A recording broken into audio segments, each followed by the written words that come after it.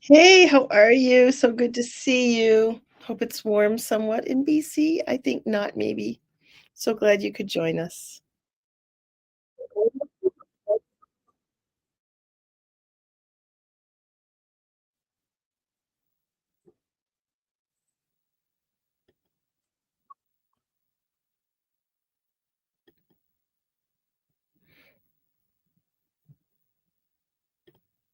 So today we have Instagram and Facebook and YouTube all ready to go.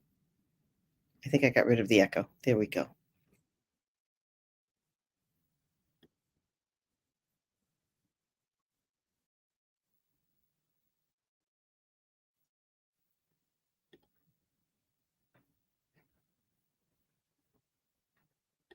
Okay, let's see if that'll work.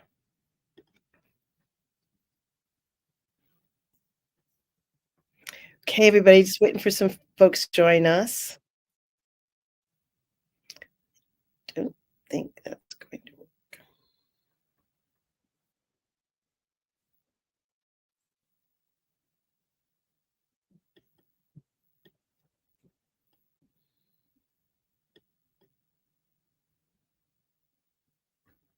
Okay. I don't know if we have sound on Instagram. If someone's watching and they want to put it in comments, that would be great.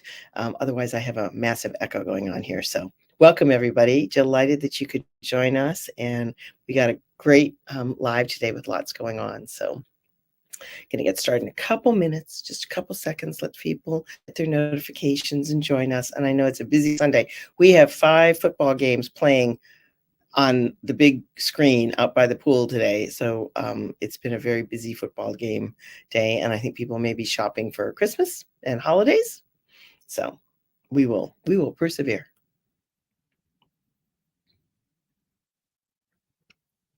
We'll give it one more minute, and then we're going to go live. We're going to continue the conversation. Sonia, so glad to see you. Kia ora, my friend. So glad to see you here. Monday morning, yes. Oh, yay! I'm so glad you could start the day with me. I hope it's well-being. I would like to think that I'm offering some well-being. Thanks for joining. It's awesome. I love Australia and New Zealand with their well-being days. It's a great, great opportunity. One more 30 seconds, you guys, and we're gonna do it. If you got questions, add them to the comments. Just put a Q in front. I've got some that folks have sent me already, but wanted to offer you the opportunity if there are questions that you've been having about cruising and saving money and traveling full time or part time, happy to answer them.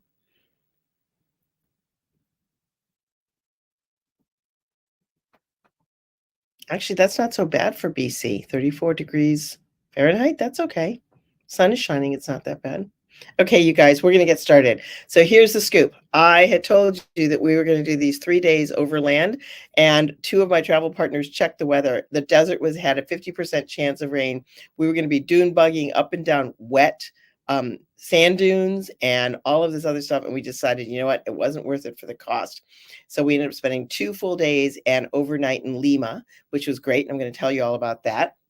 And then we left Lima for Paracas and Pisco, and it was mind blowing. And I have some photos that I hope does it justice to show you what we saw. And we are on our way to Chile. So we're leaving Peru and we're on our way to Chile. We'll be in La Serena, Coquimbo, and then down to Ushuaia. And oh no, I'm sorry, Santiago. So we go to San Antonio, the port of Santiago, San Antonio. Lots of people will be getting off the ship. Christmas cruise. And so that's a big shift. And we're making plans for us to get off the ship while we're there. Haven't finished those plans yet. And so that's where we're on our way to. And we had football all day today. We have shifted time zones twice. We went ahead last night, the night before last. So we are now 2 hours ahead of New York Standard Time. So we've all been in time zone heck. So anyway, that's sort of what we're going to talk about today. And I've got I'm hoping a slide presentation that'll work really well for you. So let's get started. Lima is a big city. Great food. The highlights are beans and potatoes. I don't know, not two of my favorites, but they seem to make it tasty. We did a tour of the city. We had a special Peruvian horse demonstration that I'll talk about when I show you the pictures. We're in Miraflores. We saw the catacombs from like 400 AD where they buried people.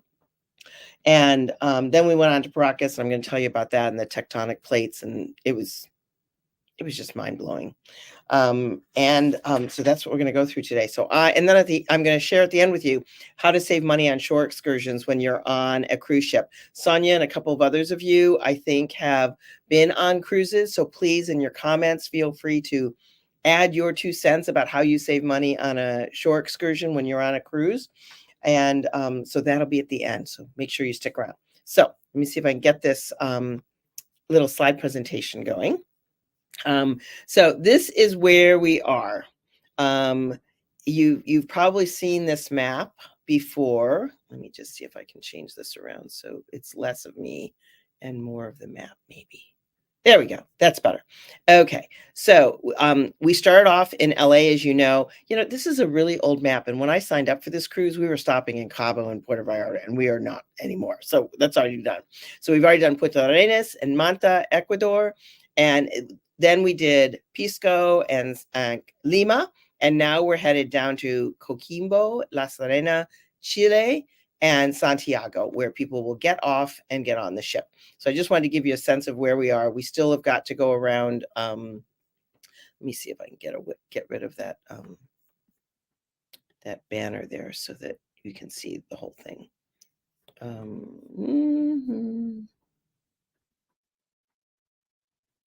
Okay, sorry. There we go. That's better. Okay.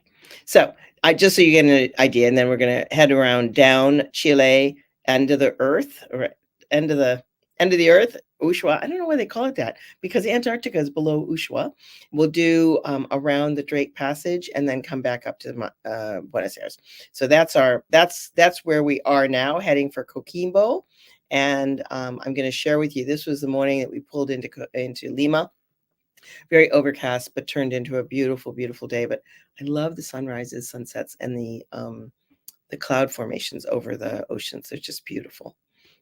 And then we were in Lima, beautiful city, lots going on. The traffic is insane. So if you're going to take a tour in Lima, plan that you're going to be between locations. It can be up to an hour in a tour bus or a van or a car. And we didn't anticipate that. So it was unexpected. We pulled into this port, as we often do. We pull into commercial ports on any cruise ship. Sometimes you do, sometimes you don't. I had never been, this is without zooming, you guys. This is just looking out of the ship, and there is the crane that takes all the containers and takes them on and off ships. It was right there. Imagine, I think that they're containers that contain grains and rice and whatever, and they just dump it into the hopper so that it gets transported wherever it needs to be. And then here are some more of the cranes, again, just like this was the big one I just showed you, and then these are the four. I'd never seen a port this close. They're always sort of farther away, but we're using the same dock slips that these big tankers use to dock our ship. So this is the top, not the top, but a view from Lima, a view of the ocean from Lima, from Miraflores. La Comar is a award-winning mall because of its views. And so the bus from the ship takes us, it was about 40 to 60 minutes, depending on traffic, from the ship to get into Lima. And then it drops you at this mall, which was convenient if people needed to shop or they needed a Starbucks or something. And this was the view, one of the views from the mall.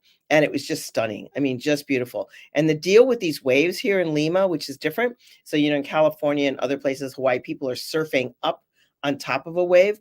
Well, here they roll in. And so they catch them and then they ride it all the way into shore. So it's just a different wave pattern here, but just beautiful. The murals all along Latin and South America are just stunningly beautiful and bright and cheery. Some of them with a lot of meaning, some of them just in the neighborhood to market, but just we were walking through Miraflores, and these were just all over the place, just beautiful, beautiful.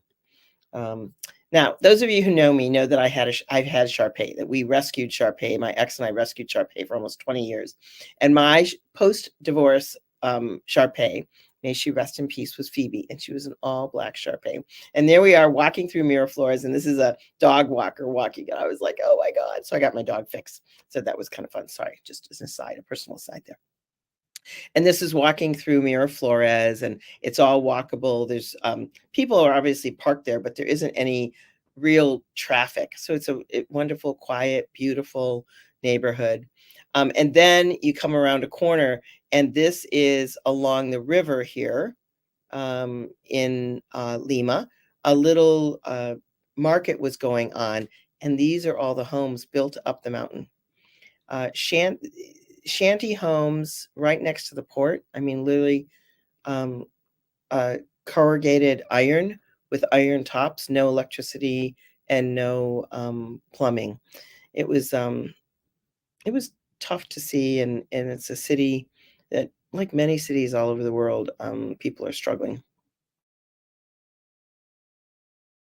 This is an hour drive outside of Lima, but the Peruvian horses are a very special breed of horse. So if you're American or even overseas, we do posting when we ride, which is when you sort of go up and down as the horse gallops or canters, and you sort of ride with the horse. They have trained these horses, and I'm going to show you a video after I get through this these slides, and you ride flat. You do not move. It's amazing to watch. And they do dressage, which we also do in the United States, but it started in Lima, in Peru. So these are some of them. So we have lunch, beautiful lunch, and I'll show you some food later.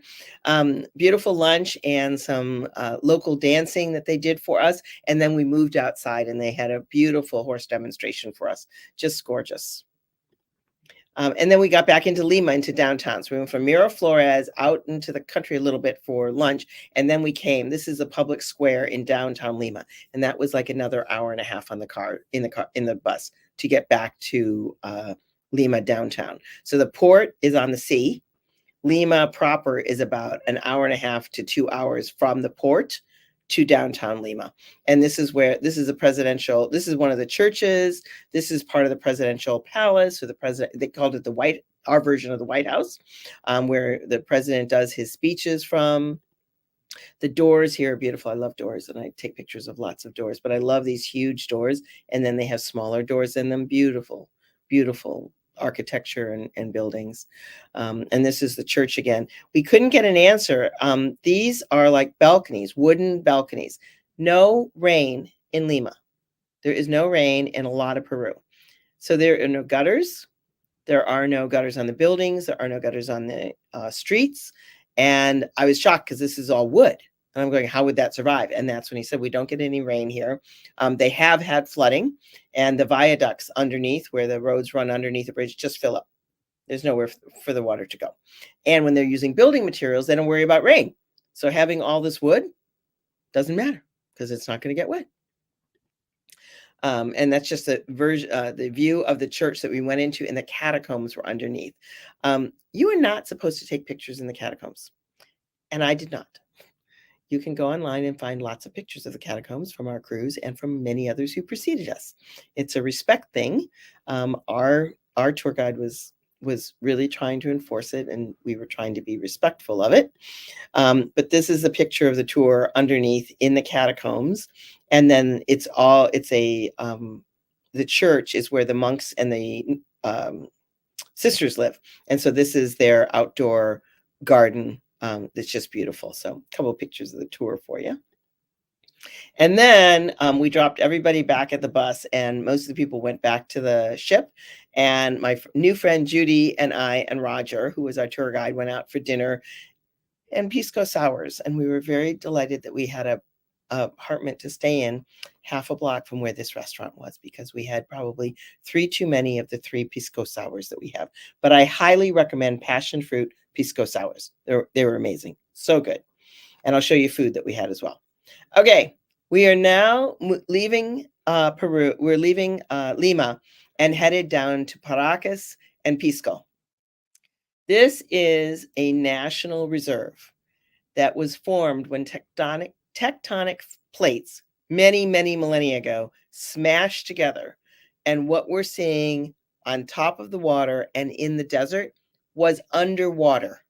And the tectonic plates forced it all up. And that is what we were looking at, the Ballestas Islands and the Paracas National Reserve. So this is one of the many Ballestas Islands. There are actually like 3 or 4. That white is not snow. It is bird guano or bird poop. And much wildlife lives here. Like sea lions, not seals, sea lions hanging out. And I've got some videos for you. This I wanted you to see. So you've probably seen this if you've gone out in your community or way out to the national parks, this force of effort or these mountains and pieces of rock that are at an angle. That was the tectonic plate pushing them up from underwater or even underground through the land to what we see today. This here, all of this mountain here is the trident geoglyph, they call it. We're on the water here. This is land, again, pushed up. This is mountain that was pushed up.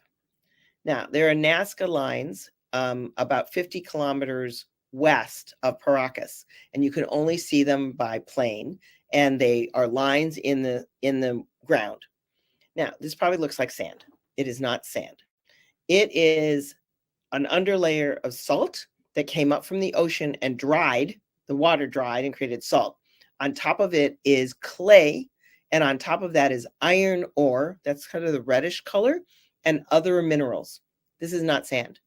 So whoever carved this, like we're talking 500 AD, you can dig into this earth with your hands and it will not move again because of all the minerals and clay are so heavy. And it was breezy. Nothing moves. So this has been here forever. They talk about myth. They talk about history. They talk about the people that were there. They talk about aliens. No one knows for sure, but it's in line with the Nazca lines that are way out west of Paracas and Pisco. And so we rode the little boat past there. And so this is what you see in the strata of the earth that was pushed up. And this red line or brownish line is all the iron ore that's on top. It gets better. So there you see, again, this is the earth, water underneath, and then the desert, absolute desert. But it's just not the desert like we think of in the Mojave or the Narambra Plain in Australia. There's no sand. There is no sand. And again, more of it. It looks like a brown moon or a reddish or brownish Mars. I got off the bus and I was just like, what? It was just amazing. We had a wonderful tour guide. And the salt. This is called the Salt Road. And I wanted a picture of it so you could see it. So this is all the clay. And this black would have been white salt, and it is the rock salt that they export to the Midwest and to the North where we have snow. So this is not table salt. It is salt that we use for snow, for melting snow. It's black here because of all the tires that go over it. So they built the roads through this national reserve with salt, and then all these tires go over it and it turns black, but it's hard as a rock. I mean, really hard. And then we get out into the ocean, out into the ocean, and we have sea life. Sea lions, this is a baby, and we think that's the mom laying around on the rocks in the ocean. And the penguinos, smallest penguins on Earth, live in the Ballestas Islands. Their only predator are the sea lions. Whales do not venture into this area of islands here, so that's their highest. So that's their biggest predator. This open mouthing, and crocodiles do the same thing, is how they cool off. So they're at the top of a mountain and they're just sunning themselves and cooling off at the same time. And they hand harvest the guano and they use for fertilizer. and they used to export it, but it became so valuable that they stopped, and it is only available. The guano that they have on the Ballestas Islands are only available within Peru. They just they don't want it to go anywhere. And so this is one of the big platforms that they use. Ships pull up underneath it and they dump the guano into it. Okay, so this is the proof of how many millennia ago this land was underwater. These are snail shells that have been fossilized in this land that we're looking. And this is what it looks like. It is just I've never seen anything like it. And I don't know what I expected when they said they were taking us to the Paracas National Reserve. And it changes. This is not clouds, this dark and light. This is not clouds. Those are the minerals on top of the land that was pushed up from water from those plates.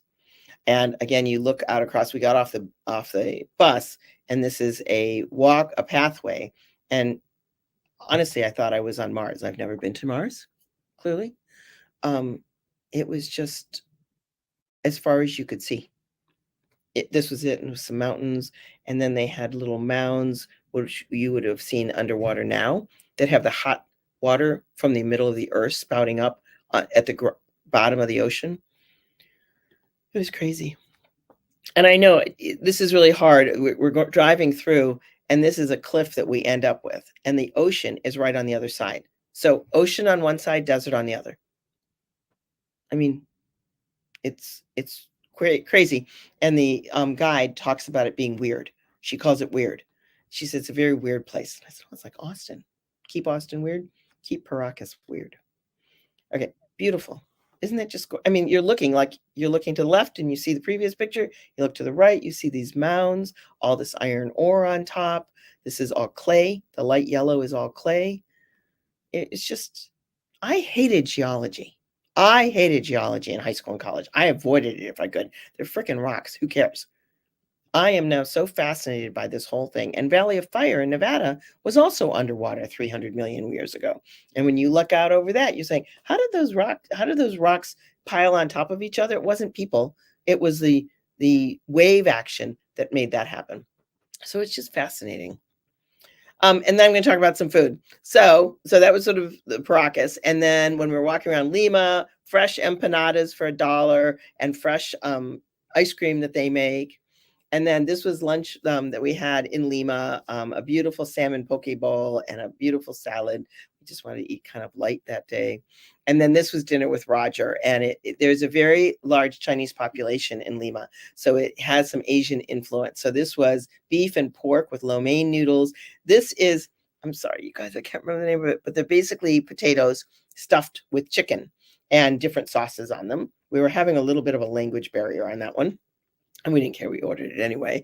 And then this is more of their beef with vegetables and a little bit of rice. It was delicious. And the pisco sours were just to die for. And then this was the buffet that you have at the horse presentation. And basically you come in, you have tables, big shared tables, and then you walk through the hot line and the cold line and get as much as you'd like to eat. And then dessert comes out, and then you watch the horse performance. And it's probably about a 3-hour thing, and everybody recommends that you do it. So that was our Lima, 2 days in Lima, give or take. And I just wanted to show you some of the pictures. I posted some on Instagram. I'm going to get them up to our to my blog. The Wi-Fi has been a major challenge here, you guys. So getting all these photos synced has been like hours. So I'll get it there eventually. But welcome, Beth. I'm so glad that you're here. And Sonia, thanks. And Elle, it's so good to see you guys. So thanks so much for watching. I would like to share with you some videos.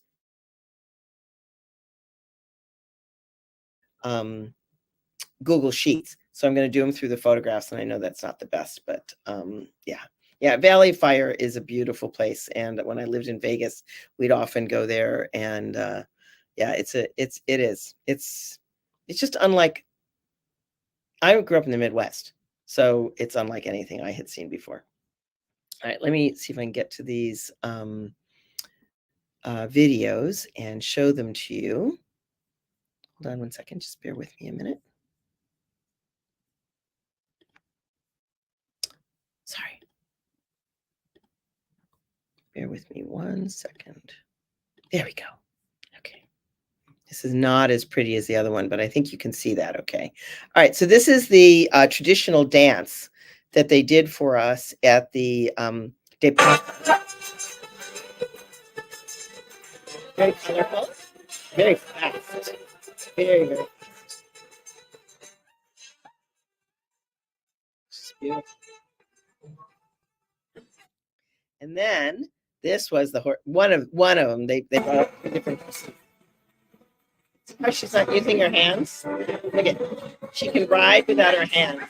She's barely moving. Look at that. It's beautiful, beautiful. And then these are the sea lions as we passed them on the ship on the way out to the Ballestas Islands. So cute. They were way beyond cute. And we saw some dolphins. We were so excited. They were out there fishing. So what our guide told us was that the water must be warm enough. So they're fishing for food. So that was lucky for us. And this was the view. Okay. I'm standing on the desert, that I've just shown you. And this is the view.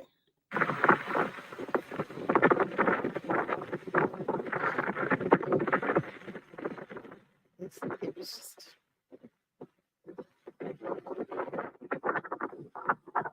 the cliffs. Again, remember the tectonic plates forced this all up. A little California-ish to me. Some shorelines in Australia as well. But it was just the cliffs that you see there, and you're literally standing on the desert. It was just, it's called the cathedral. Just beautiful. Sorry. Do a couple of, okay, so this I posted on Instagram or on YouTube if you hadn't seen it. They started climbing down to the water, and then another boat came by, and they thought something else. They thought not to do that. And then we realized that there was a sea lion down there, and they saw it, and so they went back up. But it was so cute watching them move a little bit. Yeah, so felt that we definitely got our money's worth on that tour. It was very fun. It was really wonderful. They're adorable. And this is the ship going up and down, you guys. So it's not me, we're on the water on a boat. So it's us moving. Sorry, I hope that's not making you guys seasick. And that was the other one. Let me see. Yep. Okay, let me stop sharing that. There we go. Well, I wanted to show you that. It was just a magical time, and really, I'm still thinking about it, and I'm writing about it in the blog, and I want to put some photographs up there, and then I'll post it. But it was just an amazing time, and I'm looking forward to La Serena and Ushuaia.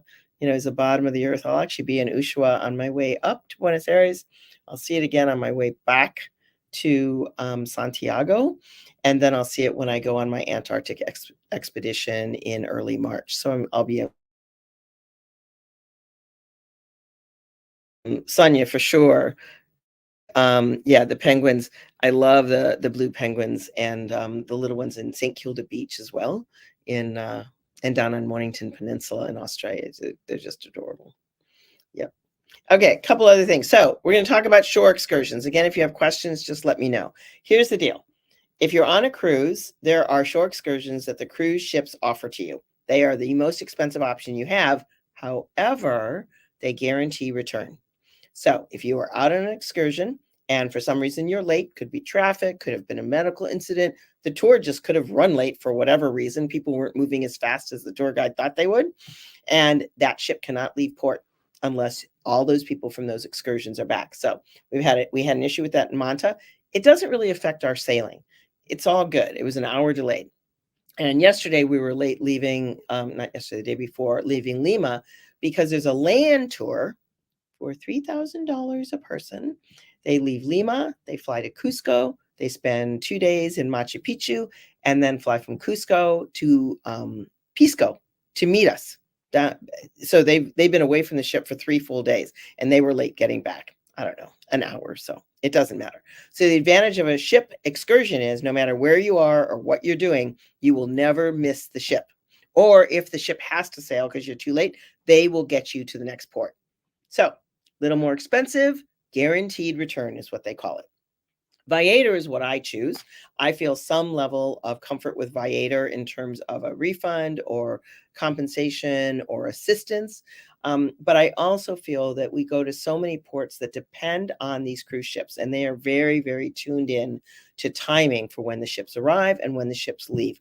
And it is a mutual destruction. If they have a van full of people that misses that ship, our reviews and the trouble they will have, they don't want to deal with it. And so many of these are very professional.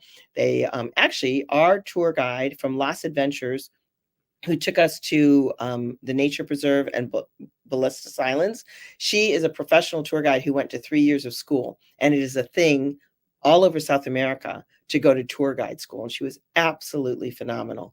And I can actually post links to the tours that I took, but they have to get you back. I mean, there's no point in not getting you back unless, the one in Manta, the ship's excursion got caught behind traffic, and we could have too, except that we probably left a little earlier or something. I don't know.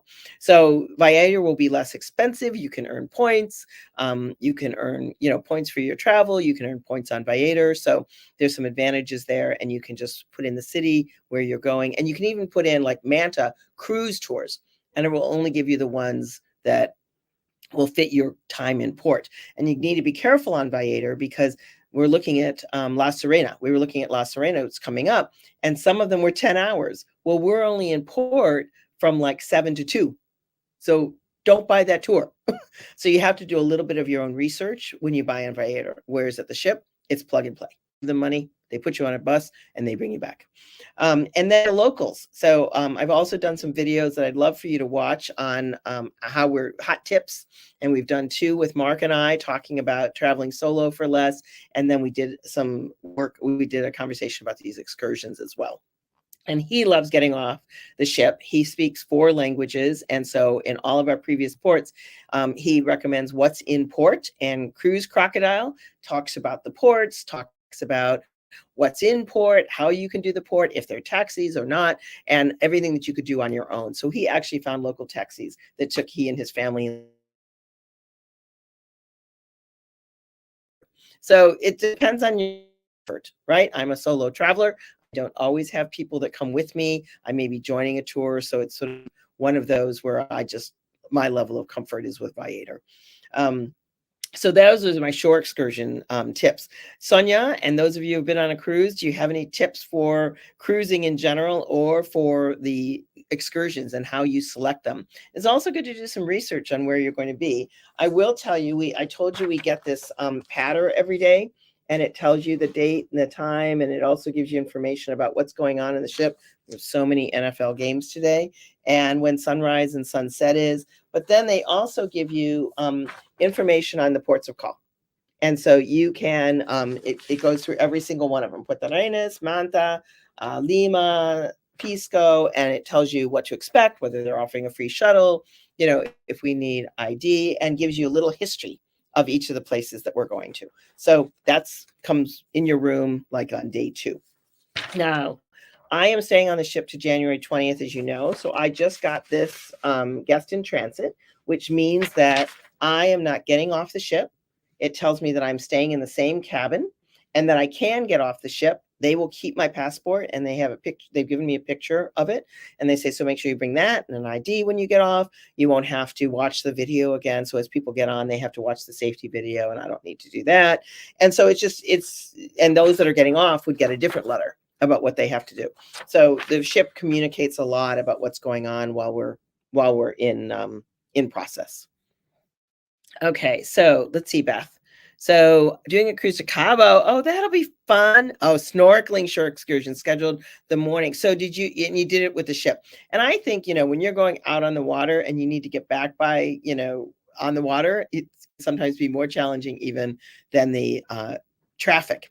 And for instance, in Ecuador, it's one road out and one road in. So you're either on that road and you're in traffic, or you're not and you're at the cruise ship. So that sounds wonderful, Beth. Well, look, when are you guys going? In February? Oh, Be great, nice and warm. Lovely, lovely, lovely. And Sonia, tell us what you're doing. Do a mix of research before the cruise, and other tours. Yep, wandering. Yep, and oftentimes, Sonia and I were on the cruise from Sydney to LA. Many of us just walked off the ship in Hawaii. We missed a couple ports in New Zealand, but Reed and I just walked off in Auckland and jumped on a hop on, hop off bus. Don't ever buy those from anybody except the hop on, hop off. They raise the rates, and you can just walk off the ship and get them for like 25 or $30. It's wonderful, just wandering off. Yep, and it's good to know. So she says, you in Bali, the place I wanted to go is known to have delays. So you buy the ship excursion. It's a mix, but you just want to protect yourself. You don't want to be off the ship and then have to have your own responsibility for getting back on. So, yep, there you go. Great. Let's see, what else did you have to say, Beth? No, that's okay. Included the snorkeling. It was really expensive, but more focused on the luxury sailboat experience. Oh yeah. Yeah. I mean, the thing is, like I said, it's sort of mutual destruction. If you're not back or you have a massive issue and you read the reviews, right? I mean, if people are writing these reviews that they missed the ship, that tour operator is out of business. And the other thing you should know, in many, many cases, the ship cruise excursion group have booked contracts with exactly the same tour operators as Viator has. So just FYI. And they're just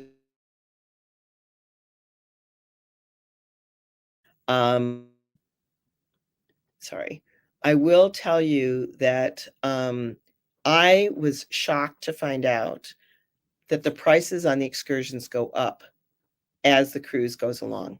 And they do send you emails saying, hey, time to buy your excursions. They're here, blah, blah, blah, blah, blah. I did not do any of that. I would never have done any of that. But as we've gone along on the app, which I think I've shown you before, but you can buy your excursions right there on the app. And they have gone up probably $10, $20 a day. And you'll see, I don't know if I can find this quickly enough for you guys. Shore excursion booking. And it's gone up because we're on board and either, supply and demand. And I have to tell you something that kind of sticks in my craw. We're already on board. We've already paid for our cruise. And now you're going to ask us for more. So this is in La Serena. Let's see, view more excursions. I don't know if you guys can see this. Well, and the only reason I'm showing this to you, oh my God, this is probably not going to work, that I was going to show this to you is people that have already booked, that booked before, said these prices actually went up. So I didn't even look at them before I got on the cruise. Actually increased. Okay, Sonia, what did you do in Alaska? Tour on dock right. You can just walk off and get a tour on dock for whale watching, $100 cheaper and guaranteed to get them back to the ship. That's what you're looking for. Again, these guys inshore are making a living off of these. They know when the cruise ships are coming in. It does them no good not to get you back to the ship unless, some massive happens, a heart attack or, something. They're going to get you back. Honestly, it's in their best interest. And that's, oh my God, 20 whales. That's amazing. Whoa. Oh yeah, Elle, start doing that planning, baby. There you go. And supposedly the cruise ships are going to start charging less the earlier you book. And typically for solo travelers, we book late, thinking that their prices were going down, which they have, right, Sonia? But we'll have to see. Princess is threatening that the prices will be cheaper up front and more expensive at the end. Interestingly enough, Sonia, the tour that Lynn and I are taking around Australia that I talked about last time, almost fully booked. Mostly Australians, 28 days, Sydney to Sydney, September, October timeframe, and it's almost fully booked. And they have some that are in 2025 and 2026 that are also fully booked. So there you go. Yeah, Sonia, most of us, I tend to book early because I want to know what I'm doing, and then the little things fill in between. So I wanted to thank you all for coming tonight. I know it's your Sunday or your Sunday afternoon, and maybe you're watching football or doing something else. I don't know. You tell me. You know what, Elle, I start with vacations to go, but I book with the cruise line. So vacationstogo.com, you guys, is a great aggregator of all that information. We talked about it last time, and you can do it by number of days and ports and ships and cruise lines. And I look for them, and you can sort by single solo if you're solo, and it'll give you the price on there. And then I go to the cruise line to ask them to match it or see what their offerings are. They also, on Vacations to Go, do not include taxes, fees, port charges, or the plus, in Princess's case, the plus or premier or standard. So it's a standard without taxes. And then if you want to add on plus or premier for drinks and Wi-Fi and gratuities and things, it's more. So it looks like a really cheap price, and it is, except that you've got a couple things you've got to add on. But I will take that over to the cruise line and go, so what are you going to do for me? So, yep. But have a great Sunday. Please try watching 2 years of living rent free is one of my videos, and it talks about how I've done this over the last 2 years. So if you want to watch something fun, give that a shot. I hope that you enjoyed this. Tell your friends about it. And I really appreciate you guys watching. We will have Sea Days again. I'll post it. I'm sorry, I meant to look before. After Santiago, and we're in Santiago on the 19th. So 20 or 21 will probably be the next one, but I'll post it if I have something new to say. But thank you for loving the channel. I appreciate that, you guys. And really, I appreciate you watching, and I hope you found some value, and I hope you have a great week ahead. See you later. Bye.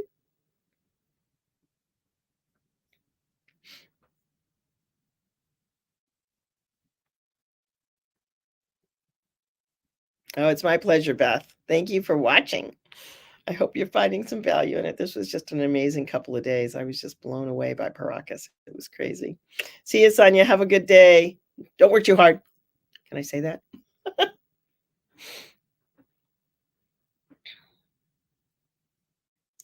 Okay, everybody. Have a good one.